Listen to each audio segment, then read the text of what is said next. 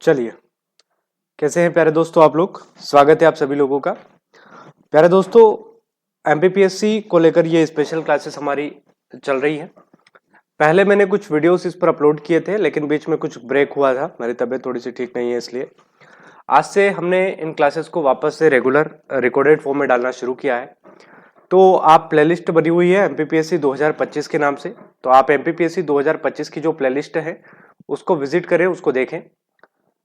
अभी मैंने दो चीजों पर फोकस किया है। हमारी जो टोटल यूनिट है वो 10 यूनिट है ना, 1 से लगा के 10 तक है।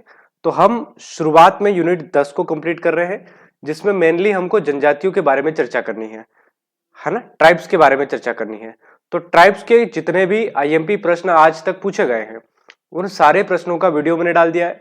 साथ ही साथ एमपी की जो इंपॉर्टेंट ट्राइब्स है उनका भी वीडियो मैंने डाल दिया, प्लेलिस्ट में जाके आप देखेंगे। अब जो यूनिट 10 के अंदर जो बाकी टॉपिक्स है, जैसे कि जनजातियों के लिए संवैधानिक प्रबंधन या संवैधानिक अलग अलग चीजें क्या कर रखी है सरकार ने, किस आर्टिकल में क्या चीजें दे रखी हैं, ये सारी की सारी चीजें हम इस क्लास के माध्यम से जानने का प्रयास करेंगे। इसके अलावा मैं एक और बात आपको बता दूं कि यूनिट 10 जो है, इसके अलावा हमने मध्य प्रदेश का जो इतिहास है उसको भी शुरू कर दिया है। तो आपको पैरेलल 2 यूनिट्स कंप्लीट यहाँ पे मिलेगी। एक हम स्मार्ट बोर्ड के माध्यम से जो क्लासेस ले रहे हैं या स्मार्ट बोर्ड के माध्यम से जो मेरी रिकॉर्डेड क्लास है उनका एक क्विक रिवीजन मैं आपको दे रहा हूं, जिसके माध्यम से आप जनजातियों की जो रियासतें हैं उनके बारे में डिटेल से चर्चा कर लेंगे। जैसे बुंदेला रियासत हो गई, गोंड रियासत हो गई, इनकी बात हम उधर कर रहे हैं। यहाँ पर हम जनजातियों पर विशेष फोकस रखेंगे और जनजातियों से रिलेटेड जो यूनिट 10 है उसको कंप्लीटली यहाँ पे पढ़ने वाले हैं। डिस्क्रिप्शन में टेलीग्राम का लिंक दिया होगा, आप जाके टेलीग्राम के लिंक से इस क्लास का पीडीएफ ले सकते हैं। ठीक है प्यारे दोस्तों, चलिए शुरू करते हैं। सबसे पहले हम बात करेंगे कि जो जनजातियां होती हैं वो क्या होती हैं, और अनुसूचित जनजातियां जो हैं इनके बारे में कुछ विशेष उपबंध भारतीय संविधान करता है। तो देखिए, जब हम जनजातियों की बात करते हैं तो आर्टिकल 366 यानी कि 366 के अंदर इनकी परिभाषा दे रखी है कि जनजातियों का मतलब वो होगा जो भौगोलिक रूप से पिछड़ी हुई होगी, यानी कि जो ऐसे क्षेत्र में रहती होगी जहां पे जो सामान्य चीजें हैं वो नहीं प्राप्त हो रही हैं, या आप कह सकते हो भौगोलिक रूप से अलग थलग जो रहती हैं। ठीक है, सामाजिक रूप से ये अलग थलग रहते हैं, भौगोलिक रूप से अलग थलग रहते हैं, साथ ही साथ इनका जो कल्चर होता है, इनकी जो संस्कृति होती है वो अपने आप में विशेष होती है। तो यहां पर आपको मेनली ध्यान देना है कि 366-25 के अंतर्गत जनजातियों से तात्पर्य उससे है जो संविधान के आर्टिकल 342 के अंतर्गत अनुसूचित जनजाति के रूप में आती हैं। अब मैं एक बात आपको बताता हूं, हमारे यहाँ पे प्रेसिडेंट जो होता है, राष्ट्रपति जो होता है, उसके पास ये पावर है कि वो किसी भी जनजाति को, किसी भी ट्राइब को, किसी भी जनजाति या किसी भी ट्राइब को क्या कर सकता है सर, एसटी के लिए अधिसूचित कर सकता है, एसटी में डाल सकता है। और राष्ट्रपति के पास ही यही पावर है कि वो किसी भी जनजाति को एसटी की सूची से बाहर भी कर सकता है। तो संसद कानून बनाकर, संसद क्या करती है, पार्लियामेंट क्या करती है सर, पार्लियामेंट कानून बनाकर किसी भी जनजाति को, किसी भी ट्राइब को एसटी का दर्जा दे सकती हैं राष्ट्रपति के माध्यम से, और किसी भी ट्राइब का एसटी का दर्जा छीन सकती हैं राष्ट्रपति के माध्यम से। माध्यम राष्ट्रपति होगा लेकिन काम संसद कर रही है, सरकार कर रही है। तो आपने देखा होगा कि जब चुनाव का टाइम होता है तो बहुत सारी जातियों को अलग अलग कास्ट के अंदर या अलग अलग सर्टिफिकेट के माध्यम से उनको साधने का प्रयास किया जाता है।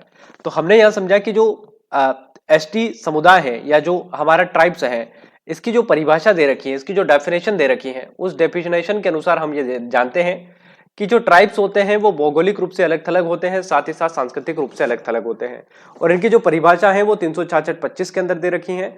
और भारतीय संविधान का आर्टिकल 342 राष्ट्रपति को यह पावर देता है कि वो भारत की किसी भी जाति को अनुसूचित जनजाति घोषित कर सकता है। ये तो हो गई बात सर। आगे संवैधानिक प्रावधानों की बात करेंगे, इनके लिए क्या क्या प्रावधान है। अभी मध्य प्रदेश की जनजातियों की कुछ विशेष बातें अपन देखते हैं। मध्य प्रदेश की जनजातियों का वन लाइनर फैक्ट अगर आप जानोगे तो मध्य प्रदेश में सर्वाधिक साक्षरता जनजातियों की पाई जाती है। कहने का मतलब यह है कि पूरे भारत में जितनी भी जनजातियां हैं उन सारी जनजातियों में सर्वाधिक पढ़ी लिखी जनजाति अगर कहीं है तो वो हमारे प्यारे मध्य प्रदेश में ही मिलती है। एमपी में सर्वाधिक साक्षरता मिलती है। और अगर पूछे कि एमपी के किस जिले में सर्वाधिक जनजाति साक्षरता है तो याद रखेंगे बालाघाट के अंदर। बालाघाट के अंदर सर्वाधिक जनजाति साक्षरता मिलती है प्यारे भाई। ठीक है, आगे बढ़ते हैं। सर्वाधिक साक्षरता जनजाति बालाघाट के अंदर है, और साथ ही साथ आप ध्यान रखेंगे कि सबसे छोटी जनजाति अगर कोई है, सबसे छोटी अगर कोई जनजाति है तो वो है प्रधान ट्राइब। ठीक है, सॉरी, बालाघाट के अंदर सर्वाधिक आपकी साक्षरता मिलती है। साथ ही साथ जो प्रधान टाइप है, प्रधान, ये प्रधान टाइप जो है इसके अंदर साक्षरता सबसे ज्यादा है। तो दो चीजें आपने यहां से सीखी कि मध्य प्रदेश में जनजातियों का जो परसेंटेज है, लिटरेसी रेट है 50.6% है। ठीक है सर, साथ ही साथ बालाघाट के अंदर ये लिटरेसी रेट सबसे ज्यादा है, बालाघाट के अंदर लिटरेसी रेट सबसे ज्यादा है। और बालाघाट के अंदर भी लिटरेसी रेट सबसे ज्यादा होने के साथ साथ मध्य प्रदेश की प्रधान ट्राइब के पास लिटरेसी रेट सबसे ज्यादा है, यानी कि वो सबसे ज्यादा पढ़ी लिखी है। भील, गोंड सब में सबसे ज्यादा पढ़ी लिखी है प्रधान। मध्य प्रदेश में सर्वाधिक जनजातियों का निवास है, आप सबको पता है मध्य प्रदेश अपने आप में एक ऐसा स्टेट है जहां पर सर्वाधिक जनजाति निवास करती है। और कितना परसेंट है इसका? 21% है। मध्य प्रदेश में लिंगानुपात की बात करें, पिछली क्लास में भी हमने ये स्लाइड देखा था, 984 है लिंगानुपात। सेक्स रेशो की बात हो रही है। जब सेक्स रेशो की बात आती है तो हमें ध्यान रखना है कि प्रति 1000 पुरुषों पर महिलाओं की टोटल संख्या कितनी है, इसे ही हम सेक्स रेशो या फिर लिंगानुपात कहते हैं प्यारे दोस्तों। जब हम बात करते हैं मध्य प्रदेश में लिंगानुपात की, तो जनजातियों का लिंगानुपात 984 है। और इनके दश की वृद्धि की बात करें, यानी कि डिकेड के अंदर इनकी जो पॉपुलेशन है वो किस प्रकार से बढ़ती है सर? डिकेड के अंदर इनकी जो पॉपुलेशन है वो 25% के हिसाब से बढ़ रही है। यानी कि सन 2011 की जनगणना के अनुसार यदि इनकी पॉपुलेशन 100% रही हो, तो जब भी नेक्स्ट जनगणना होगी या 10 साल के अंदर आप देखो 2011 से 2022 के अंदर, तो इनकी जो पॉपुलेशन बढ़ेगी वो 125% हो जाएगी सर।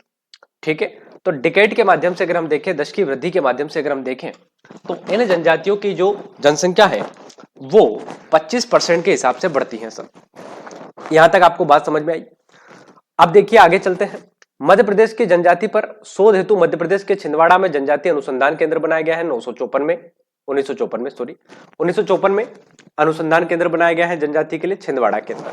और इसका जो नाम है वो है बादल भोई अनुसूचित जनजाति के लिए आपका रिसर्च सेंटर। यहीं पर छिंदवाड़ा में बादल भोई आदिवासी संग्रहालय भी है ना? तो आदिवासी संग्रहालय का नाम बादल भोई है और जो रिसर्च सेंटर है उसको आदिवासी रिसर्च सेंटर कहा जाता है। मध्य प्रदेश में एक जनजाति संग्रहालय भोपाल में भी है, तो याद रखें जो छिंदवाड़ा में जनजाति संग्रहालय है प्यारे दोस्तों, पिछली क्लास में भी हमने समझा था इसको, उसका नाम है मध्य प्रदेश का जो जनजाति संग्रहालय पिछली क्लास में हमने देखा था वो संग्रहालय बादल भोई के नाम से जाना जाता है। जबकि भोपाल का जो आदिवासी संग्रहालय है, जबकि जो भोपाल का आदिवासी संग्रहालय है वो 2013 में बना है और उसको जनजाति संग्रहालय के नाम से जाना जाता है, उसे जनजाति संग्रहालय के नाम से जाना जाता है 2013। याद रखेंगे डेट, सन याद रखेंगे 2013, और बादल भोई को भी याद रखेंगे। और छिंदवाड़ा के अंदर जनजाति संग्रहालय भी आपको मिलेगा प्यारे दोस्तों। ठीक है, अब देखिए आदिवासी जो शब्द है, जनजाति जो शब्द है, इसकी यदि सबसे पहले बात की जाए, ये सब मध्य प्रदेश के विशेष संदर्भ में हम अध्ययन कर रहे हैं। तो जनजाति शब्द की पहली बार या अनुसूचित जनजाति शब्द का पहली बार जो प्रयोग किया गया था वो भारत शासन अधिनियम में किया गया था। भारत शासन अधिनियम के बारे में आपको पता ही होगा, ये लघु संविधान कहलाता है। जैसे 42वां संविधान संशोधन भी लघु संविधान कहलाता है, वैसे ही 1935 का अधिनियम भी लघु संविधान कहलाता है। क्यों कहलाता है? क्योंकि 1935 के इसी अधिनियम के द्वारा भारत के संविधान की बहुत सारी चीजों को बदल दिया गया।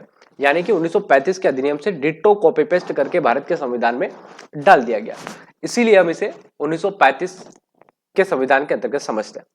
पहली बार अनुसूचित जनजाति शब्द का प्रयोग, वैसे हम इसको 1935 के अधिनियम को पॉलिटी के माध्यम से समझेंगे, पॉलिटी की क्लास में समझेंगे, बहुत डिटेल में समझेंगे। पहली बार अनुसूचित जनजाति शब्द का प्रयोग भारत शासन अधिनियम 1935 में किया गया था। वर्तमान में मध्य प्रदेश में जनजातियों की संख्या याद रखेंगे, गोल्डन रूल है मेरा कि 3 स्टार जिस पर लगे हुए हैं वो पेपर में छपने वाला प्रश्न हो सकता है। वर्तमान में मध्य प्रदेश की कुल 43 ट्राइब्स हैं और यह पहले 45 थी। यानी कि सर अभी 43 है, पहले 45 थी, मतलब कमी हुई है। कमी कितनी हुई है यह पूछा जा सकता है। तो 43 थी, है ना, 45 से 43 हो गई, यानी कि 3 की कमी हुई है। तो वो 3 कौन कौन सी हो सकती हैं? एक कीर याद रखेंगे, मीणा याद रखेंगे, पारधी याद रखेंगे। इनको विलोपित कर दिया गया, अर्थात क्या कर दिया गया? हटा दिया गया। आप मुझे बताएंगे कि किस आर्टिकल की मदद से राष्ट्रपति ने इन्हें हटाया होगा? अभी जस्ट अ सेकंड हमने पढ़ा है। ठीक है, जब आप राजस्थान में जाते हो तो मीणा समुदाय आपको ट्राइब्स के माध्यम से देखने को मिलता है, जबकि जब आप मध्य प्रदेश में आ जाते हो तो मीणा समुदाय आपको ओबीसी में मिलता है। 2003 के पहले मीणा समुदाय हमारे मध्य प्रदेश में भी ट्राइब्स के अंतर्गत आता था, जनजाति के अंतर्गत आता था। लेकिन वर्तमान में मीणा समुदाय 2003 के बाद से एसटी की सूची से हट गया है और यह आर्टिकल 342 का प्रयोग करके राष्ट्रपति का विशेषाधिकार है, अर्थात संसद की मदद से, सरकार की मदद से वो ऐसा कर सकते हैं। कीर, मीणा, पारधी को विलोपित कर दिया गया है 2003 में। जॉर्ज गियर्सन आदिवासियों को पहाड़ी जनजाति कहा है, तो गियर्सन के बारे में आपने सुना होगा। गियर्सन ने आदिवासियों को क्या कहा है सर? पहाड़ी जनजाति कहा है। ठीक है। महात्मा गांधी ने इन्हें गिरिजन या गोविंद सदाशिव ने इन्हें पिछड़े हिंदू कहा है। ठीक है सर। गोविंद सदाशिव घुरिये नाम के एक व्यक्ति थे, इन्होंने इन्हें पिछड़े हिंदू कहा है। महात्मा गांधी ने इन्हें गिरिजन कहा है कि ये गिरिजन है। जनजाति समुदाय के लिए सर्वप्रथम आदिवासी शब्द का प्रयोग ठक्कर बाबा ने किया है। Very very very important, Thakkar Baba, फिर से कह रहा हूं, 3 स्टार छपा हुआ प्रश्न। ठक्कर बाबा ने सबसे पहले इन्हें क्या कहा था? ठक्कर बाबा का नाम याद रखेंगे, आदिवासी शब्द का प्रयोग किया था। सुनिए, मैंने यह नहीं कहा जनजाति शब्द का प्रयोग, क्योंकि जनजाति शब्द का पहली बार प्रयोग तो 1935 के अधिनियम में कर दिया गया था। मैंने कहा आदिवासी शब्द का पहली बार प्रयोग, तो जनजाति शब्द का पहली बार प्रयोग 1935 के अधिनियम में हुआ, जबकि ठक्कर बाबा ने सबसे पहले आदिवासी शब्द का प्रयोग किया था। प्यारे भाई, एक नाम आप सुनोगे, बैरियर एल्विन। इन्होंने जनजाति समूह की कला और उनकी संस्कृति के जीवन पर आधारित एक पुस्तक लिखी है, और यह पुस्तक है द बेगा। क्या लिखी है भैया? द बेगा। बेगा एक ट्राइब है जिसके बारे में हम विस्तृत अध्ययन कर चुके हैं, जिसने नहीं देखा है तो 2025 की जो पीएससी एमपीपीएससी की प्लेलिस्ट मेरी बनी हुई है 2025 के नाम से, उस पर जाइए, क्लिक कीजिए, आपको मेरे सारे वीडियोस वहां पे उपलब्ध मिलेंगे। एक एक करके हम इन चीजों को समझ रहे हैं, यूनिट 10 पूरा कंप्लीट करेंगे। पैरेलल ही हम पढ़ रहे हैं आपके मध्य प्रदेश के इतिहास को भी, जिसमें हमने भोपाल रियासत को पहले कंप्लीट किया था। मुरिया और उनका घोटुल, ये भी इन्हीं की किताब है। तो बैरियर एल्विन ने 2 किताब लिखी थी, याद कर लीजिए, स्टार लगा लीजिए इस पर सर। बैरियर एल्विन जो है, इन्होंने किताब लिखी है जिसका नाम है द बेगा। बेगा ट्राइब है, कहां रहती है? बेगाचक क्षेत्र, आप सबको याद होगा जब हमने पिछली क्लास में इसको समझा था। ये मध्य प्रदेश है, मध्य प्रदेश का मंडला वाला इलाका, यहाँ पे बेगा जनजाति रहती है। मुरिया ट्राइब और उनका घोटुल एक प्रथा है जिसके बारे में विस्तृत अध्ययन हम आगे जाके करेंगे। ठीक है। तो मुरिया उनको घोटुल 1947 के अंदर जो त्योहार, संस्कृति, कला या फिर नृत्य है, उनकी अलग से सेपरेट क्लास लेंगे। 10 से 15 क्लास में यूनिट 10 कंप्लीटली करेंगे, और बाद में इन सारे वीडियोस को कंबाइन करके एक कंप्लीट वीडियो भी, पूरा वीडियो एक मैराथन के माध्यम से भी प्रोवाइड करवा दिया जाएगा। प्रोफेसर श्यामचरण दुबे और उनकी पत्नी लीला दुबे ने गोंड जनजाति एवं सामाजिक सांस्कृतिक अध्ययन किया है। यानी कि प्रोफेसर श्यामचरण दुबे हुए हैं, उनकी पत्नी हुई है लीला दुबे। इन्होंने गोंड ट्राइब पर अध्ययन किया है। गोंड जनजाति मध्य प्रदेश की एक विशेष जनजाति है जो कि सतपुड़ा के जंगलों में निवास करती है। आप मध्य प्रदेश के मैप को अगर ध्यान से पढ़ेंगे तो ये जो बीच वाला इलाका है, यहाँ पर गोंड जनजाति का निवास क्षेत्र है सर। ये सतपुड़ा वाला इलाका है, नर्मदा घाटी वाला इलाका है, और नर्मदा घाटी और इसके आसपास के इलाकों में गोंड जनजाति का आधिक्य पाया जाता है सर। आगे बढ़ते हैं।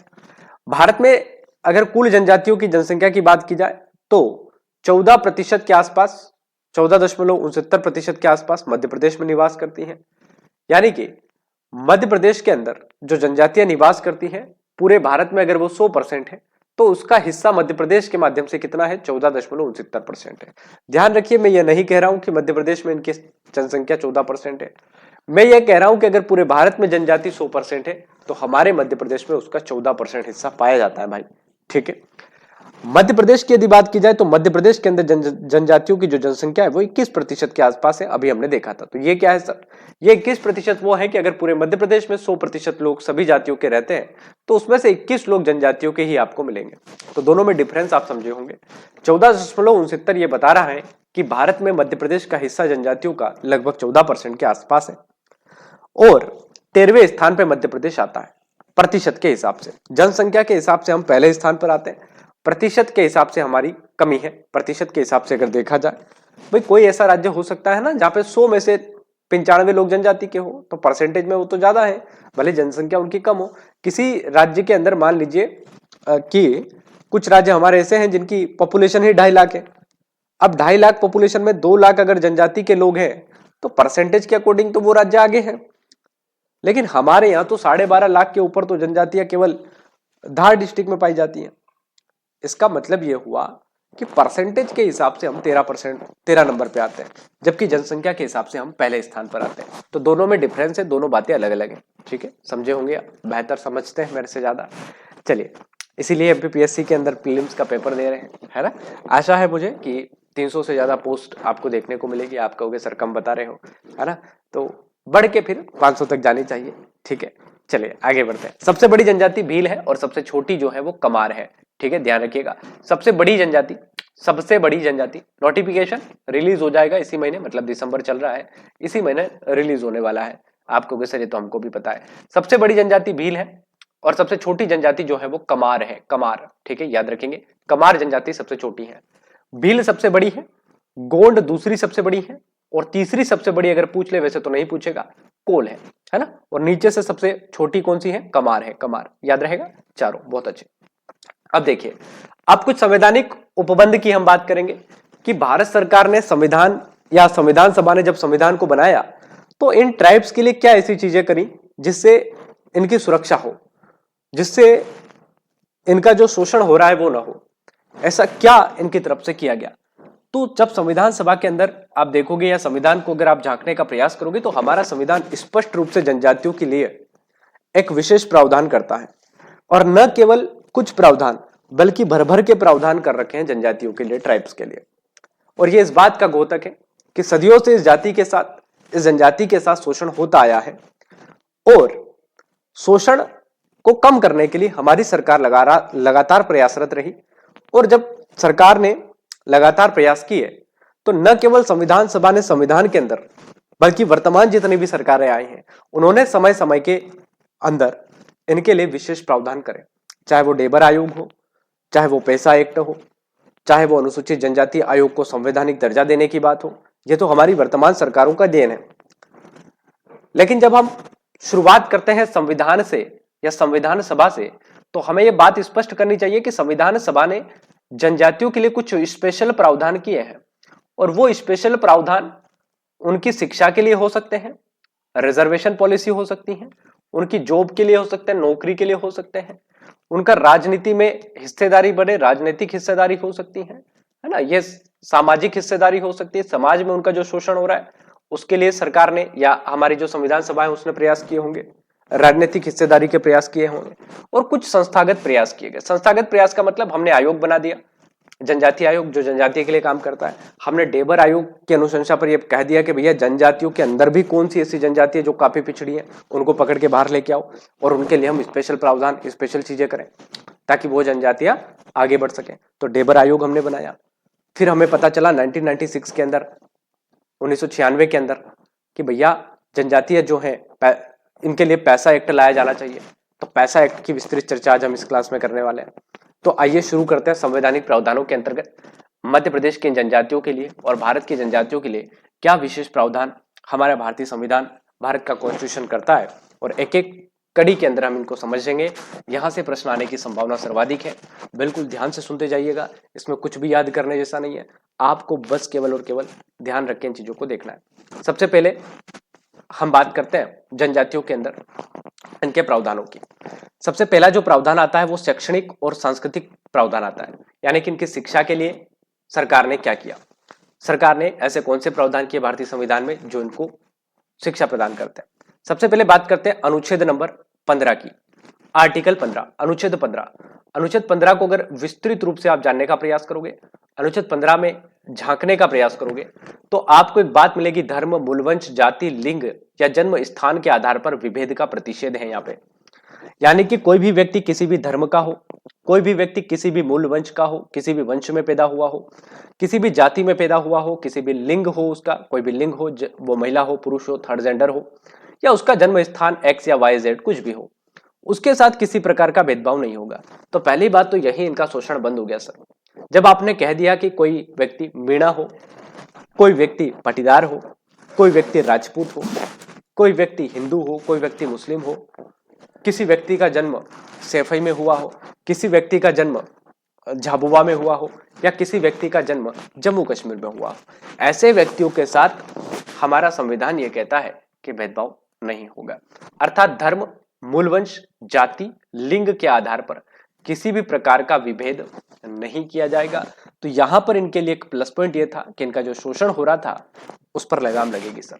ठीक है, अब इसी को अगर मैं आगे बढ़ाऊं तो मैं यहां नोट करके डाल सकता हूं कि सर जब शोषण ज्यादा होगा या इन जातियों का शोषण ज्यादा बढ़ने लगेगा तो इन जातियों को विशेष छूट सरकार प्रदान कर सकती है।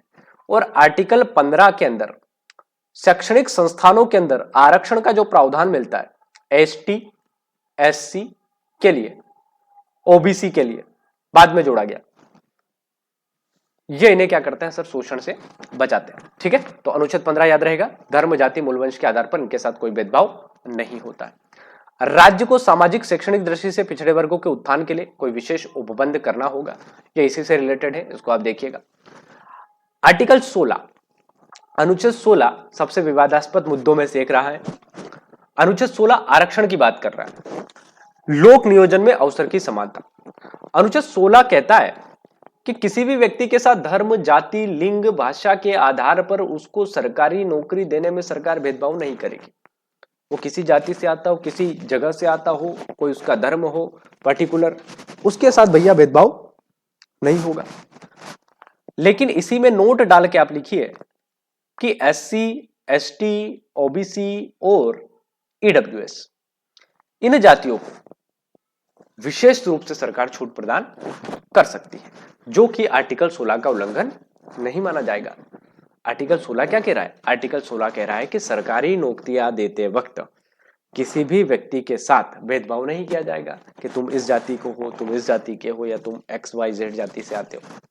लेकिन आर्टिकल 16 के सब क्लोज में अगर आप आते हो तो यहां स्पष्ट प्रावधान है मेरे भाई कि SC, ST, OBC then EWS को रिजर्वेशन दिया जाएगा, अर्थात सरकारी नौकरियों में आरक्षण का प्रावधान।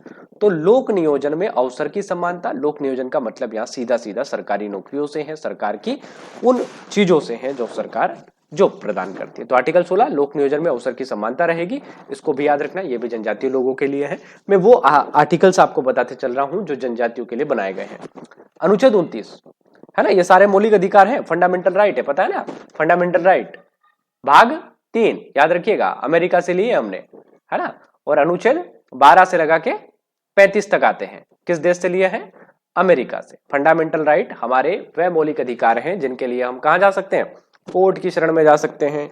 अगर सरकार ऐसा कोई कानून बना दे, सरकार ऐसा कोई रूल बना दे, ठीक है, जो हमारे मौलिक अधिकारों को कम करता हो, तो इसके लिए हम माननीय हाई कोर्ट या फिर माननीय सुप्रीम कोर्ट की शरण में जा सकते हैं। अनुच्छेद 29 भारत के नागरिकों को अपनी बोली, भाषा, लिपि या संस्कृति को सुरक्षित रखने का अधिकार देता है, यानी कि अपने इस कल्चर को सुरक्षित रख सकते हैं, इनको ये फंडामेंटल राइट दिया गया है। ठीक है, अभी आपने सुना होगा यूसीसी यूनिफॉर्म सिविल कोड, है ना, आर्टिकल 44 में है, ये डीपीएसपी के अंतर्गत आता है, पता ही होगा आपको। डीपीएसपी भाग नंबर 4 में आता है, याद है ना, भाग नंबर 4, याद नहीं हो तो याद हो जाएगा मेरे साथ रहोगे तो, 4 के अंदर आता है। कहां से लिया है डीपीएसपी? बोलो, नीति निदेशक तत्व की बात हो रही है, आयरलैंड से लिया, याद रखना, आयरलैंड, है ना, एमपीपीएससी के फेवरेट प्रश्न है ये, ठीक है, उलझ जाओगे भैया। भारत के नागरिकों को अपनी बोली, भाषा, लिपि, संस्कृति को सुरक्षित रखने का प्रयास करना है, अर्थात जनजातियों को भी यह प्रावधान लागू होता है। आर्टिकल 46, ये बीच में आर्टिकल कहां गायब हो गए सर, कहां खा गया मैंने फिर कहा है आपको कि जनजातियों से रिलेटेड आर्टिकल मैं आपको बता रहा हूं, पॉलिटी के सारे आर्टिकल हम अलग पढ़ेंगे, पॉलिटी अलग पढ़ेंगे, ये केवल जनजाति के प्रावधान है। अनुच्छेद 46 ढूंढ ढूंढ के आपको बता रहा हूं कि भैया यहां आदिवासियों की बात है, यहां जनजातियों की बात है। अनुच्छेद 46 कहता है अनुसूचित जाति, जनजाति अर्थात एससी व एसटी एवं अन्य दुर्बल वर्गों के शैक्षणिक और आर्थिक हितों की सरकार रक्षा करेगी। और यहीं से रिजर्वेशन निकल के आ रहा है सर। उधर क्या कहा 15-16 में, धर्म, जाति, मूल वंश, जाति, लिंग के आधार पर भेदभाव नहीं होगा। आर्टिकल 46 में कह दिया कि अगर भेदभाव हो रहा है तो सरकार कम करने का प्रयास करेगी। सरकार के दिमाग की घंटी बजी, सरकार ने कहा कैसे कम करेंगे, रिजर्वेशन दो। अगर कोई बच्चा यहां खड़ा है और कोई बच्चा इतना बड़ा यहां खड़ा है, ये पीछे है, ये बहुत आगे है, समान परिस्थितियां नहीं है, इसलिए सरकार इसको धक्का लगा रही है कि भैया ऊपर चढ़ जाओ। क्यों? क्योंकि इनका बहुत सालों तक क्या हुआ, शोषण हुआ। यहाँ डिबेट की बात नहीं है, मैं आपको याद करवा रहा हूं कि आपके पेपर में क्या आएगा, सही गलत क्या है वो सरकार जाने, सरकार का काम जाने, सरकार को जो करना है वो करेगी, है ना। उनके लिए आप एक महज वोट बैंक है, ठीक है। तो हमारा काम है याद करना, एमपीपीएससी के अंदर 85 प्रश्नों को सही करना 100 में से, है ना। ये हमारा लक्ष्य है, अंतिम और पहला लक्ष्य, ठीक है। 85 प्लस क्वेश्चंस, ठीक है। चलो, अनुच्छेद 46 अनुसूचित जाति, अनुसूचित जनजाति एवं दुर्बल वर्गों के शैक्षणिक, ध्यान रखना 85 लाओगे तभी काम बनेगा। पद ज्यादा आएंगे कम आएंगे कोई दिक्कत नहीं है, लेकिन गलती से 13% की लिस्ट में आ गए तो जीवन भर पछताना पड़ जाएगा, है ना। 7 साल से वेट कर रहे हैं 13% वाले, तुम 13 में नहीं आओगे, कसम है तुम्हें, ठीक है। चलिए 87 में आना है भैया, ओबीसी वाले और यूआर वाले। अनुच्छेद 46 अनुसूचित जाति जनजाति के दुर्बल वर्गों के शैक्षणिक आर्थिक हितों की क्या होती है सर, रक्षा होती है। बहुत अच्छे। अनुच्छेद 244 के अंदर क्या दे रखा है, अनुसूचित जाति, है ना, एससी की बात हो रही। देखो अनुसूचित जाति जनजाति को साथ साथ में प्रावधान कर रखे हैं ना, इसीलिए मैं साथ में एससी को भी बता रहा हूं। अनुसूचित जनजाति एवं अन्य दुर्बल वर्ग की शिक्षा और अर्थ संबंधित हितों की अभिवृद्धि होगी, ठीक है। तो सरकार इसके लिए प्रयास कर सकती है। अनुच्छेद 350 कहता है कि प्राथमिक स्तर पर मातृभाषा की शिक्षा की सुविधा होगी, यानी कि एसटी समुदाय जो होगा उसको प्राथमिक स्तर पर, या कोई भी समुदाय अगर होगा तो उसको प्राथमिक स्तर पर उसकी मदर टंग में ही पढ़ाई करवाई जाएगी। जैसे कोई गुजराती है तो गुजराती में होगी, कोई हिंदी है तो हिंदी में होगी, है ना। तो मदर टंग जो है, मदर लैंग्वेज जो है, उसी के अंदर उसकी पढ़ाई आगे बढ़ाई जाएगी। तो ये तो बात हो गई थी सर आपके शैक्षणिक अधिकारों की, कि आदिवासियों के लिए क्या क्या सरकार ने प्रावधान किया।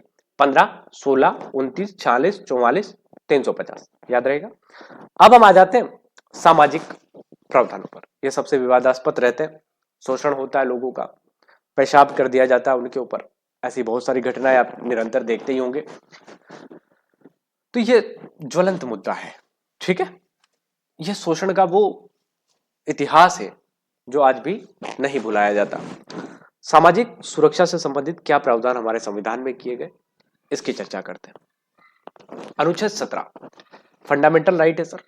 अनुच्छेद 17 अपृश्यता के अंत की बात करता है, अनटचेबिलिटी। अपृश्यता का मतलब समझते हो ना भैया, तुम एक्स या वाई हो, है ना, एक्स वाई मतलब तुम एसटी हो, तुम हमारे घर नहीं आ सकते, तुम पानी नहीं पी सकते, तुम्हें एक विशेष प्रकार का, लाइट चली गई है इसलिए अंधेरा हो गया, तुम्हें एक विशेष प्रकार के बर्तन में ही भोजन दिया जाएगा, तुम्हें घोड़े पर नहीं बैठने दिया जाएगा, तुम हमारे पास आ जाओगे तो दिक्कत हो जाएगी। इस प्रकार की जो बातें हैं वो सारी बातें अनटचेबिलिटी के अंतर्गत आती है। मैं फिर कह रहा हूं, डिपेंड नहीं करना है, हमको याद करना है कि किस फंडामेंटल राइट में अपृश्यता का अंत है। मेरे लिए कोई यूआर का बच्चा बैठा है क्लास में, मेरे लिए एसटी का बच्चा बैठा है, एससी का बच्चा बैठा है, सब अपने लिए बराबर है सर, ठीक है। अनुच्छेद 17 अपृश्यता के अंत की बात करता है। अपृश्यता का अंत यह कहता है, अनटचेबिलिटी यह कहता है कि किसी भी व्यक्ति के साथ भेदभाव नहीं होना चाहिए। अनुच्छेद 23, अब ध्यान रखिएगा, जब अनुच्छेद 17 को हम पढ़ रहे हैं तो हमको ध्यान रखना है कि भारत सरकार ने इस अनुच्छेद 17 का प्रयोग करके ही 2 कानून बना दिए सर। एक बना दिया सिविल राइट एक्ट। अगर आप एमपीपीएससी के बहुत पुराने अभ्यर्थी हैं जो 2017-18 से एमपीपीएससी की तैयारी कर रहे हैं, तो आपको याद होगा कि हमारे सिलेबस में हुआ करता था एक्ट वाले फॉर्म में, फिर आयोग आ गया, आयोग हटा के अब जनजाति आ गई, है ना। तो यूनिट 10 बदलता रहा है सर। सिविल राइट एक्ट 1955 में हमने लाया था एससी एसटी के लिए, और एक हम लाए थे कौन सा act, atrocity act, SC ST act, है ना, ये 1989 के अंदर लाए थे। ये दोनों पहले हमारे सिलेबस में मेंशन थे। 10 एक्ट अलग अलग हमको पढ़ने पड़ते थे जनजातियों से रिलेटेड, जो कि एमपीपीएससी ने अब हटा दिए हैं, ठीक है। तो अनुच्छेद 23 मानव के दुर्व्यापार और बलात् श्रम पर प्रतिषेध होगा, आर्टिकल 23 ये कहता है। आर्टिकल 23 के अलावा अनुच्छेद 24 कहता है कि कारखाने आदि में जो बालक होंगे उनका नियोजन नहीं होगा, यानी कि वो काम नहीं करेंगे, है ना। तो ये भी सामाजिक सुरक्षा प्रदान करता है, न केवल एससी एसटी को बल्कि सारे ही लोगों को। तो आर्टिकल 23 मानव दुर्व्यापार एवं बलात्श्रम का प्रतिषेध इसमें है। किसी प्रकार का मानव दुर्व्यापार नहीं होना चाहिए। मानव दुर्व्यापार का मतलब है कि कोई एक बच्चे को बेच रहा है, बच्चे को खरीद रहा है, ये सब गतिविधियां गलत है। अनुच्छेद 24 कारखाने आदि में बालक काम नहीं करेगा। तो ये तो हो गए सामाजिक अधिकारों की इनकी रक्षा। इंपोर्टेंट कौन सा है, इंपोर्टेंट है अनुच्छेद 17। अनुच्छेद 17 वेरी वेरी वेरी इंपोर्टेंट, याद रख लीजिएगा, अनटचेबिलिटी, और इसी से निकल कर आता है atrocity act, SC ST act 1989, सन याद रखेंगे, very important. Civil right act 1955 mainly ये बना है एससी के लिए, है ना। इसमें आप किसी भी व्यक्ति के साथ किसी भी प्रकार से जाति सूचक शब्द का प्रयोग नहीं कर सकते, आप उसको मंदिर में आने से नहीं रोक सकते, आप उसको घोड़े पर बैठने से नहीं रोक सकते, आप उसको दुकान में आने से मना नहीं कर सकते। ऐसे बहुत सारे प्रावधान इसके अंदर है सर। ठीक है, तो अनटचेबिलिटी से रिलेटेड ये है, इसको याद रखेंगे। आगे बढ़ते हैं सर। अब राजनीतिक प्रावधान की बात कर लेते हैं। राजनीतिक प्रावधान काफी चर्चा में रहते हैं, राजनीतिक प्रावधानों से काफी ज्यादा प्रश्न भी बनते हैं। राजनीतिक प्रावधान का मतलब है कि भैया जो विधानसभाएं हैं, जो लोकसभा है, जो राज्यसभा है, इनमें रिजर्वेशन की क्या पॉलिसी है। क्या इन लोगों को अलग से कोई प्रतिनिधित्व मिलता है, क्या इन लोगों को कोई अलग से आरक्षण मिलता है। ये सारी की सारी बात हम इसके माध्यम से करने वाले हैं और देखने वाले हैं। ठीक है सर। अनुच्छेद 164 याद रखेंगे। मध्य प्रदेश, छत्तीसगढ़, झारखंड, उड़ीसा, फिर से पढ़े, एमपी, CH छत्तीसगढ़, झारखंड, ओडिशा, ओडिशा, ठीक है, उड़ीसा, झारखंड, छत्तीसगढ़, मध्य प्रदेश। ठीक है सर, बहुत अच्छा।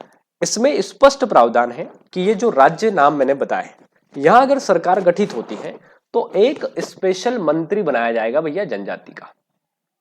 स्पेशल मंत्री होना मतलब होना। ठीक है, तो अनुच्छेद 164 ये कहता है कि मध्य प्रदेश, छत्तीसगढ़, झारखंड, उड़ीसा के अंदर अगर मंत्रालय का गठन हो रहा है, मंत्रिमंडल का गठन हो रहा है, तो एक स्पेशल मंत्री को जनजाति मंत्री बनाया जाएगा और यह अनिवार्य है, यह संवैधानिक प्रावधान है, याद रखिएगा। अनुच्छेद 243 ओ है ये, पंचायतों में आरक्षण। ठीक है, अनुच्छेद 243 के अंदर स्पष्ट प्रावधान है। ठीक है, डी है ना, डी है ये, ओ नहीं है, डी। 243 डी में यह प्रावधान करता है कि अनुसूचित जनजाति के लोगों को आरक्षण मिलेगा भैया, आरक्षण। मान लीजिए किसी जगह पर पंचायत का चुनाव हो रहा है मध्य प्रदेश में, मान लीजिए 1000 पंचायत है, तो इनकी आबादी के अनुसार इनको प्रतिनिधित्व दिया जाएगा। इनकी आबादी मध्य प्रदेश में कितनी है, 21% है, तो 1000 का 21% इनको रिजर्वेशन, 20% के आसपास रिजर्वेशन मिलता है, आबादी 21% है। ठीक है, 16% रिजर्वेशन SC को मिलता है। ओबीसी को रिजर्वेशन का प्रावधान राज्य के ऊपर छोड़ दिया गया, राज्य चाहे तो दे सकता है, राज्य नहीं चाहे तो नहीं दे सकता है। आर्टिकल 243 के अंदर जब हम बात करते हैं रिजर्वेशन की, तो हमको याद रखना है कि पंचायतों में आरक्षण का प्रावधान आर्टिकल 243 के अंतर्गत आता है। ठीक है सर। अनुच्छेद 243 है ना, आगे का याद रखेंगे। नगर पालिकाओं में आरक्षण की बात करता है, तो आपको पता ही होगा 73वां संशोधन पंचायत के लिए है। ठीक है, और 74वां संशोधन आपका किसके लिए है, नगर पालिका के लिए। तो दोनों में अलग आरक्षण अलग अलग है, क्योंकि नगर पालिका कहां बनती है, मैं आपको स्पेशल यहां पे बता देता हूं, अगर आप जानना चाहें तो। आपको पता होगा कि हमारे यहाँ त्रिस्तरीय पंचायत व्यवस्था है, और त्रिस्तरीय पंचायत व्यवस्था के अंतर्गत हमने ये समझा कि हमारे यहाँ पे एक तो होती है भैया ग्राम पंचायत जो गांव में बनती है, एक तहसील लेवल पर होती है जिसे हम जनपद पंचायत कहते हैं, और एक पंचायत जो होती है वो जिला लेवल पर होती है जिसे जिला पंचायत कहते हैं। तो ये जो प्रावधान है ये तो हमने कर दिए किसके द्वारा, 73वें अमेंडमेंट के द्वारा, 73वें संशोधन के द्वारा। कौन से प्रावधान, ये नीचे वाले। लेकिन हमने एक प्रावधान 74वां भी किया था, उसमें हमने कहा भैया गांव की तो बात हमने कर ली, लेकिन शहरों के लिए क्या, शहरों वाले लोगों को भी तो जरूरत है लोकल सेल्फ गवर्नमेंट की। तो हमने 74वां संशोधन साथ साथ में किया। 1993 के अंदर सरकार ने 73 74 दोनों एक साथ पेश किए। तो हमने कहा कि भैया जो सबसे छोटा होगा उसे नगर पालिका कहेंगे, नगर पालिका परिषद होगी, नगर पालिका परिषद होगी सेकंड पे, इसको परिषद कह सकते हैं, है ना। मतलब आप कह दो कि ये थोड़ी सबसे छोटी है, ये मीडियम वाली है, और ये जो होगी ये नगर निगम होगी, सबसे बड़ी नगर निगम जो बड़े बड़े शहरों में होती है। तो ये 74वां है, ये 73वां है। इन दोनों में एसटी को रिजर्वेशन है। ठीक है, एसटी एससी को। ओबीसी को रिजर्वेशन सरकार के ऊपर डिपेंड करता है, कोई राज्य देता है कोई राज्य नहीं देता। ठीक है, नगर पालिका में आरक्षण का प्रावधान है। अनुच्छेद 330 वेरी वेरी वेरी इंपॉर्टेंट, याद रखें, रट्टा मारे। आर्टिकल 330 कहता है कि अनुसूचित जाति अनुसूचित जनजाति के को लोकसभा में निर्वाचन का आरक्षण मिलेगा। यानी कि जितनी लोकसभा सीटें हैं आपकी 545, इनमें इनको रिजर्वेशन मिलेगा सर, इनकी आबादी के अनुसार। जितनी इनकी जनसंख्या होगी सर, उस जनसंख्या के अनुपात में इनको रिजर्वेशन दिया जाएगा। ये वही आरक्षण है जो 10 साल के लिए लागू किया गया था, बाद में सरकार इसको अपने हिसाब से बढ़ाते रहती है। तो ये वो आरक्षण है जिस पर डिबेट होती है कि आरक्षण 10 साल के लिए दिया गया था, ये वो है आरक्षण। ठीक है, अनुसूचित जाति अनुसूचित जनजाति को लोकसभा में आरक्षण मिलेगा। अनुच्छेद 332 कहता है कि अनुसूचित जाति अनुसूचित जनजाति को राज्य विधानसभाओं में भी आरक्षण मिलेगा, ओबीसी को नहीं मिलता, ध्यान रखिएगा। ठीक है, अनुसूचित जाति अनुसूचित जनजाति को राज्य के विधानसभा में भी क्या मिलेगा सर, आरक्षण मिलेगा। अनुसूचित जाति अनुसूचित जनजाति को लोकसभा में क्या मिलेगा, आरक्षण मिलेगा। 330 में है ये प्रावधान, और 332 में प्रावधान जो है वो ये कहता है कि जो जनजाति होगी, इस जनजाति को जो आरक्षण का फायदा मिलेगा वो आर्टिकल 332 के माध्यम से मिलेगा। ठीक है सर, चलिए आगे बढ़ते हैं। तो ये तो हो गई आपके काम की बात। अब और कुछ आर्टिकल देख लीजिए। अनुच्छेद 342 कहता है कि राष्ट्रपति किसी भी जाति को अनुसूचित जनजाति घोषित कर सकता है, और ये बात कहां पर लिखी है सर, ये बात लिखी है आपके आर्टिकल नंबर 342 में। पहले भी मैंने आपको बताया था, आर्टिकल 342 में ये लिखा है। अनुच्छेद 366 में इनकी परिभाषा दे रखी है, पहले ही हम चर्चा कर चुके हैं। अनुच्छेद 371 वेरी इंपॉर्टेंट, इसको याद रखें। अनुच्छेद 371 यह कहता है कि पूर्वोत्तर राज्य जो है, जैसे नागालैंड, असम, मणिपुर, सिक्किम, मिजोरम, अरुणाचल प्रदेश, इनमें जनजातियों के स्पेशल प्रावधान होंगे, स्पेशल प्रोविजन होंगे। ठीक है, तो आर्टिकल 371 पूर्वोत्तर राज्यों जैसे नागालैंड, असम, मणिपुर और सिक्किम जैसे राज्यों के लिए स्पेशल प्रावधान करता है, तो इसको भी आप याद रखें। मतलब यहां पर जो जनजातियां हैं उनके लिए स्पेशल प्रावधान किया गया है। ठीक है सर, तो ये तो हो गई आपकी वो बातें जो जनजातियों के लिए हमने आपको बताई है। ठीक है, अब जनजातियों के लिए कुछ स्पेशल और चीजें भी मध्य प्रदेश सरकार के द्वारा की गई है। जैसे कि मध्य प्रदेश सरकार अपने स्तर पर राज्य अनुसूचित जनजाति आयोग बनाती है। क्यों? क्योंकि राष्ट्रीय लेवल पर भी राष्ट्रीय अनुसूचित जनजाति आयोग है। ठीक है, तो राज्य स्तर पर राज्य अनुसूचित जनजाति आयोग है, राष्ट्रीय स्तर पर राष्ट्रीय अनुसूचित जनजाति आयोग है। अब मैं आपको पैसा एक्ट के बारे में बता देता हूं कि पैसा एक्ट जो था उसका क्या प्रावधान है सर, और पैसा एक्ट जो है, पैसा एक्ट में क्या क्या अलग अलग चीजें आपकी जो है निकल कर आती है। ठीक है सर, तो देखिए अनुसूचित जनजाति को अनुसूचित जनजाति आयोग को हम अलग से पढ़ लेंगे।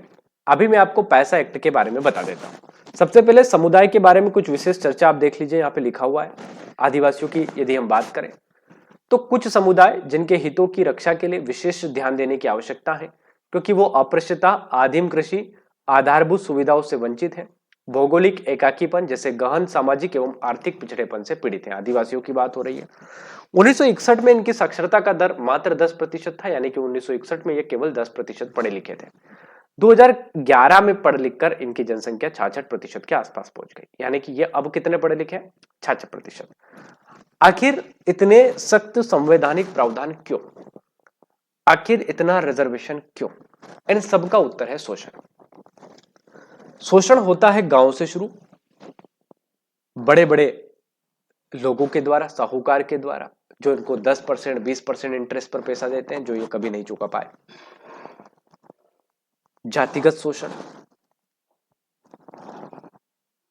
सरकार के तमाम संसाधनों तक असीमित पहुंच या पहुंच नहीं पाना, सरकार की योजनाओं का लाभ नहीं मिलना, और इन सब का सबसे बड़ा कारण है साक्षरता नहीं होना।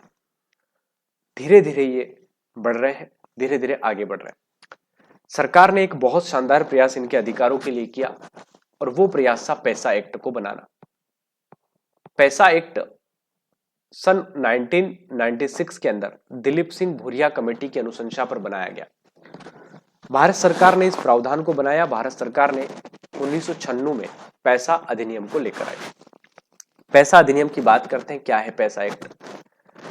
1995 में समिति बनी, 1996 में इस समिति ने अपनी रिपोर्ट सौंप दी सर। ठीक है, पैसा अधिनियम का संबंध सीधे ग्राम की पंचायतों से है।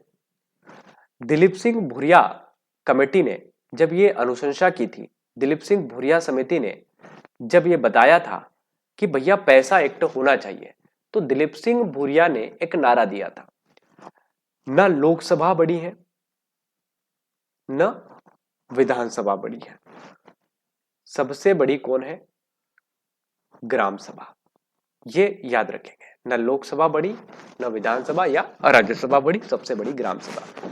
तो गांव के लिए है 1996 के अंदर पैसा एक्ट बनाया गया। दिलीप सिंह भूरिया पूर्व सांसद रह चुके हैं, मंत्री रह चुके हैं, यूपीए सरकार में पहले थे, बाद में एनडीए सरकार में आए।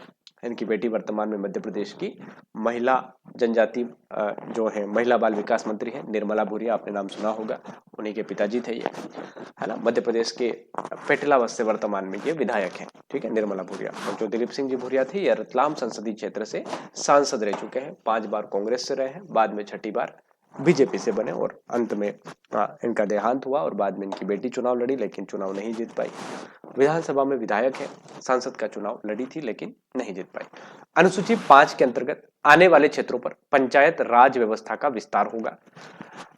जब हम संविधान को पढ़ेंगे तो मैं आपको बताऊंगा कि अनुसूची शेड्यूल 5 एक होती है। अनुसूची 5 में कह रखा है कि आदिवासी के अधिकारों के लिए सरकार हमेशा प्रयासरत रहेगी और अनुसूची 5 का जो संबंध है वो आपके आदिवासियों से है। तो अनुसूची 5 के अंतर्गत आने वाले क्षेत्रों पर पंचायत राज व्यवस्था का विस्तार होगा। इस पैसा एक्ट का विस्तार या पैसा एक्ट अधिनियम कहा गया जो पंचायतों तक होगा। वर्तमान में भारत के राज्य के 10 राज्यों में ये फैला हुआ है, यानी कि 10 राज्यों में ये एक्ट है, ठीक है, जिसमें मध्य प्रदेश भी शामिल है। क्या क्या उद्देश्य थे इसके? तो संविधान का भाग 9 पंचायत से जुड़े प्रावधानों को जरूरी संशोधनों के साथ अनुसूचित क्षेत्रों में विस्तारित करता है, अनुसूचित क्षेत्रों के अधिकारों को बढ़ाता है, जनजाति जनसंख्या का स्वशासन प्रदान करता है। कहता है कि भैया ग्राम सभा के अंदर कोई चीज हो रही है, जैसे कि मान लीजिए कहीं पर खनन हो रहा है किसी गांव के अंदर, तो उस खनन का जितना भी टैक्स होगा वो सरकार का नहीं होगा, वो उस गांव पंचायत का होगा। ये मेनली बात है। तो जनजाति को स्वशासन मिले, गांव का फैसला गांव के अंदर हो, सारी की सारी चीजें ग्राम पंचायत के अंदर, कुल मिला के पंचायत को पावरफुल करने का काम इस एक्ट ने किया। लोकतंत्र के तहत ग्राम प्रशासन स्थापित करना तथा ग्राम सभा को सभी गतिविधियों का केंद्र बनाना। जो भी चीजें होगी ग्राम सभा के इर्द गिर्द हुई होगी और उसका जो पावरफुल होगा, उसका जो पावर सेंटर होगा वो पंचायत होगी, सरपंच होगा। पारंपरिक परिपाटियों की सुसंगतता, उपयुक्त प्रशासनिक ढांचा विकसित किया गया पैसा एक्ट के द्वारा। जनजातीय समुदाय और परंपराओं और रिवाजों की सुरक्षा उनकी की गई, किसी भी प्रकार से उनके साथ भेदभाव न हो, शोषण न हो, तो उनके रीति रिवाजों को तोड़ने का प्रयास न करें। इनके जो सांस्कृतिक मेले लगते हैं, इनके सांस्कृतिक जो हाट लगते हैं, उनका संरक्षण किया जाए, यह पैसा एक्ट का उद्देश्य था। जनजातीय लोगों की आवश्यकताओं के अनुरूप उपयुक्त स्तरों पर पंचायत को विशेष शक्तियों से युक्त किया गया, पंचायतों को स्पेशल प्रावधान दिए गए। ये छोटी छोटी बातें आप बस ध्यान रखिएगा। आपको 1996 याद रखना है, दिलीप सिंह भूरिया कमेटी याद रखना है, पैसा एक्ट क्या था ये याद रखना है, ठीक है। उच्च स्तर पर पंचायत, निचले स्तर पर ग्राम सभा की शक्तियों के अधिकारों को छीनने से रोकना, यानी कि कोई भी ऐसा व्यक्ति जो इनके अधिकारों को छीनता है, पैसा एक्ट के माध्यम से कठोर कार्रवाई का प्रावधान इसके अंतर्गत किया गया है। क्या प्रावधान किए गए? अनुसूचित क्षेत्रों में पंचायत राज विधायन तथा प्रथागत जो कानून है सामाजिक धार्मिक प्रचलनों तथा सामुदायिक संसाधनों के पारंपरिक प्रबंधन परिपाटी के अनुरूप होगा, यानी कि किसी भी जगह पर वही रूल लगेगा जो उस गांव के अकॉर्डिंग सही होगा। उस गांव में अगर जनजाति जनसंख्या ज्यादा है, उनका कल्चर कहता है कि भाई मदिरापान होना चाहिए, उनका कल्चर कहता है कि बहुविवाह प्रथा होनी चाहिए, तो उन्हें अलाउ किया जाएगा, उन्हें मना नहीं किया जा सकता, चाहे वो भारत के कानून के अनुसार गलत ही क्यों ना हो, ठीक है, मेरी बात आप समझे होंगे। तो कानून के नजर में कोई चीज गलत हो सकती है, लेकिन अगर जनजातियों का वो कल्चर है तो वो उसे अपनाएंगे, मानेंगे, ठीक है। एक गांव के अंतर्गत एक समुदाय वास स्थल अथवा वास स्थलों का एक समूह, एक टोला अथवा टोलों का समूह होगा, जहां वह समुदाय अपनी परंपरा रिवाजों के अनुसार अपना जीवन यापन कर रहा है। तो कहने की मतलब है जहां पर जनजाति रहती है उनका पूरा क्षेत्र, ये मान लीजिए पूरा गांव है, तो ये गांव पूरा का पूरा पैसा एक्ट के अंतर्गत शामिल होगा, और अगर ये गांव पूरा शामिल है तो पंचायतों को स्पेशल प्रावधान इसके अंतर्गत किया गया। प्रत्येक गांव में एक ग्राम सभा होगी जिसमें लोग होंगे और उनके जो गांव के सारे निर्णय होंगे वो करेंगे। ग्राम सभा का सदस्य कौन होगा? तो वो प्रत्येक व्यक्ति जिसकी उम्र 18 वर्ष से ज्यादा हो चुके हैं और निर्वाचन नामावली में उसका नाम आ चुका है, वो ग्राम सभा की बैठक में भाग ले सकता है, ठीक है। तो निर्वाचक सूची में उसका नाम, तो आपसे पूछ लेगा भाई कि बताइए ग्राम सभा का सदस्य कौन होता है? तो ग्राम सभा के सदस्य सभी ग्रामवासी होते हैं। कौन से सभी ग्रामवासी? जिनकी उम्र 18 वर्ष हो चुकी हो, साथ ही साथ उनका निर्वाचक नामावली में नाम होना चाहिए, ये कंपलसरी है। मान लो आप 20 साल के हो और आपका निर्वाचन नामावली में नाम नहीं है, तो आप ग्राम सभा के सदस्य नहीं माने जाएंगे। प्रत्येक ग्राम सभा को अपने लोगों की परंपरा, प्रथाओं, उनकी सांस्कृतिक पहचान, सामुदायिक संसाधन, विवाद निवारण, परंपरागत तरीकों की सुरक्षा प्रदान करनी होगी, ठीक है। तो ये पैसा एक्ट के संदर्भ में प्रावधान थे। प्रत्येक ग्राम सभा में शैक्षणिक आर्थिक विकास के कार्यक्रम परियोजनाओं को स्वीकृति देगी। इसके पहले भी ग्राम स्तरीय पंचायत का क्रियान्वयन करेगी। तो कुल मिलाकर पंचायत से आपको परमिशन लेनी पड़ेगी। गरीबी उन्मूलन कार्यक्रम हो, अन्य कार्यक्रम हो, इनके लाभार्थियों की पहचान करने की जिम्मेदारी भी किसकी होगी सर? ग्राम सभा की होगी। ठीक है। प्रत्येक पंचायत उपयुक्त योजनाओं, कार्यक्रम, परियोजनाओं के लिए जो भी निधि आती है उसका प्रमाण पत्र भी ग्राम सभा से ही प्राप्त करेगी। प्रत्येक पंचायत में अनुसूचित क्षेत्र में सीटों का आरक्षण उन समुदायों की जनसंख्या के अनुपात में दिया जाएगा। रिजर्वेशन की बात हो रही है। संविधान के भाग 9 में जो आरक्षण की व्यवस्था की गई है पंचायतों के लिए, उन अनुसूचित जातियों के लिए कुल सीटों के 1/2 से कम नहीं होगी, यानी कि 1/3 से कम सीटें नहीं होनी चाहिए रिजर्व इनके लिए। ठीक है, इससे कम होगी तो सरकार बढ़ाएगी। इसके अतिरिक्त पंचायतों के हर स्तर पर अध्यक्ष की सभी सीटें अनुसूचित जनजातियों के लिए आरक्षित होगी। ध्यान रखिए, वेरी इंपॉर्टेंट। यह कह रहा है कि जितने भी अध्यक्ष की सीटें होगी अनुसूचित क्षेत्रों में, वहां पर अध्यक्ष हमेशा एसटी का ही बनेगा, है ना। जैसे जनपद अध्यक्ष, जिला पंचायत अध्यक्ष, इसकी बात मैं कर रहा हूं। ठीक है, तो अधिकतर सीटों पर कौन बनेगा? एसटी का ही बनेगा, जहां पर अनुसूचित क्षेत्र की जनसंख्या ज्यादा है। ठीक है सर, तो ये हो गया आपका पैसा एक्ट। जनजातियों से रिलेटेड आपके संवैधानिक प्रावधान मैंने आपको बता दिया। नेक्स्ट क्लास में हम अनुसूचित जनजाति आयोग की बात कर लेंगे, डेबर आयोग की बात कर लेंगे, और भी कुछ प्रावधान हमारे बचे हैं तो उनकी बात कर लेंगे। ऐसी 10-12 क्लास आपको यूनिट 10 के लिए मिलेगी। जितना पर्याप्त है, सफिशिएंट है। टेलीग्राम का लिंक नीचे डिस्क्रिप्शन में दिया होगा, आप जाके जरूर देखिएगा। मेरे YouTube चैनल पर जाकर आप MPPSC 2025 की संपूर्ण तैयारी के लिए प्लेलिस्ट को विजिट कर सकते हैं। इसके पहले जनजातियों की 3-4 क्लासेस में डाल चुका हूं। जनजातियों से कैसे प्रश्न पूछे जाते हैं, लगभग 20 वर्षों के सभी प्रश्न मैंने सॉल्व करवाए हैं जो PSC पूछता है, वो भी आप जाइए। और एक और विशेष बात, आपने मेरे एक वीडियो को बहुत सारा प्यार दिया था, उसके लिए आप सबका धन्यवाद। मैंने एक बुक लिस्ट की वीडियो डाली थी, उस पर अभी 10,000 से ज्यादा लोगों ने उसको देखा है और लाइक किया है, तो आप सभी लोगों का बहुत बहुत धन्यवाद। एक और विशेष बात आप ध्यान रखें, मध्य प्रदेश की रियासतों पर मेरी विशेष सीरीज चल रही है जो कि MPPSC को देखते हुए मैं बना रहा हूँ, चला रहा हूँ। तो आप सभी लोगों से रिक्वेस्ट है कि आप चैनल पर बने रहें और मुझे पूरा टाइम दें। मैं धीरे धीरे इन सभी चीजों के लिए एक के बाद एक वीडियो रिकॉर्डेड फॉर्म में आपको उपलब्ध करवाऊंगा। नेक्स्ट वीडियो आपकी जनजातियों से रिलेटेड होगी और जनजातियों की इस वीडियो पर आप जरूर देखिए। ठीक है, बहुत बहुत धन्यवाद आप लोगों का। जय हिंद। क्लास आपको रिकॉर्डेड फॉर्म में ही मिलेगी, बाद में आप इसको देख सकते हैं। लाइक जरूर करें, कमेंट जरूर करें, क्लासेस कैसी लग रही है। बहुत बहुत धन्यवाद आप लोगों का।